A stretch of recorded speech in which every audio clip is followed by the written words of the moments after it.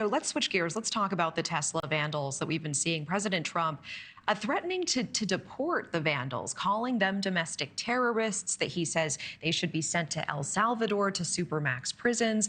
Based on your legal expertise, can the president deport these individuals to serve their sentences in El Salvador, given that they are U.S. citizens?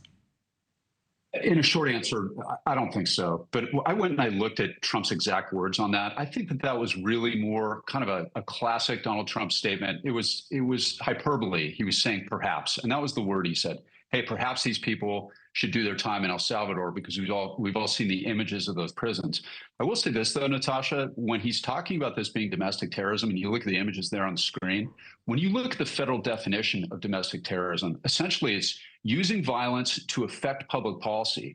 And whoever these morons are who are throwing Molotov cocktails into Tesla dealerships, that pretty much checks every box in the element list of what is required to prove domestic terrorism under federal law. That carries, depending on the way it's charged or if somebody is hurt, if a fireman gets killed putting one of those things out, that's potentially a death penalty case in the federal system.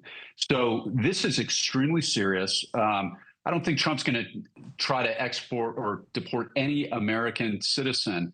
But when he talks about domestic terrorism, and you talk about Pam Bondi, I heard her comments on that today. This is domestic terrorism, and this is something that people need to be aware of. And it's kind of outrageous. This is not how we express our political opinions in the United States of America. And if you do, and you get caught, don't be surprised if you wind up doing a lengthy prison sentence in federal prison. Yeah, tell me more. A lengthy prison sentence in federal prison. What is the tipping point into domestic terrorism? Does keying a Tesla qualify?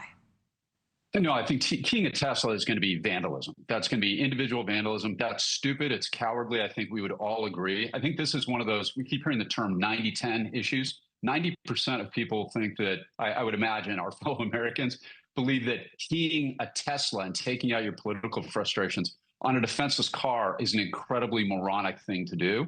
I think those would be prosecuted as vandalism. That's a 594B4 here in California. That's the code section. But that's not what we're talking about, and that's not what Trump was talking about. Trump was talking about this, the images that we see. People going to Tesla dealerships and lighting cars on fire, which is incredibly dangerous. They need a special blanket to put those out. That's arson. Arson is a serious and violent felony in every single state in America, as it should be, because people die trying to put out deliberately set fires, and it happens all the time. Yeah, to your point. Anybody gets.